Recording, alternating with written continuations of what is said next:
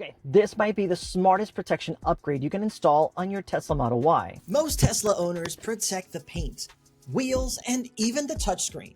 But almost nobody protects this part of the interior. And after enough miles, this area starts looking worn way faster than most people expect. Today I'm installing the Tesloid 9-piece door and Trunk-sill guard set, made especially for the 2026 Tesla Model Y Juniper or Premium.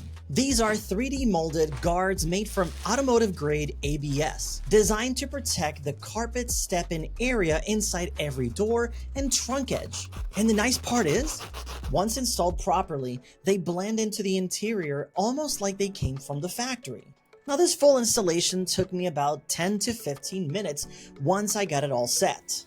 Before you start, grab these two things: a vacuum to prep the carpet and clean it, and a trim pry toolkit to tuck the edges in cleanly. Now you can use your fingers, but the pry toolkit makes it much easier to get that factory install look where the guard tucks right under the rubber door seals. Since these are 3D molded, they are actually shaped especially for each section of this car. Next, vacuum the carpeted area around the sill before installing. Now these use Velcro style backing that grip directly onto the carpet fibers. So a clean surface means a stronger hold. Do a quick pass and get all the dirt and dust off of that carpet. Now, if you're like me, I've been driving my car quite a bit, so there is a lot of dirt in here, so I do have to do a few passes to get the dirt off. Start with one of the front doors. Dry fit the piece one more time to confirm placement. Now, you'll want to tuck the edges in first to get it aligned with the natural molding of the car before you press in. Now, once you're happy with that position, press it in firmly into the carpet. Now the Velcro will grab into the fibers and lock everything into place. Now you're going to repeat the same process for the second piece of this particular door. You're going to line it up, and once you're happy with it, you can go ahead and start pressing the Velcro into the carpet. Now notice these edges that meet the other piece. They sort of overlap each other to give you that finished look. Make sure to align those properly. Now, once you're happy with that, press it down, and then you're going to start lifting the rubber seal with the pry toolkit to tuck in the plastic. And again, this will give you that nice factory finished look. Now, you want to work the edges under the rubber door sill slowly and evenly. Now, take your time with this.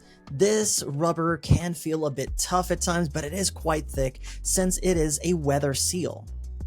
This is what makes it look OEM instead of an aftermarket product. Now you're going to repeat the same process you did in the front, now in the back. But before you get started, make sure to move your passenger seats all the way forward to give you space for this middle section. And honestly, the rear seals area probably takes the most abuse in the entire car.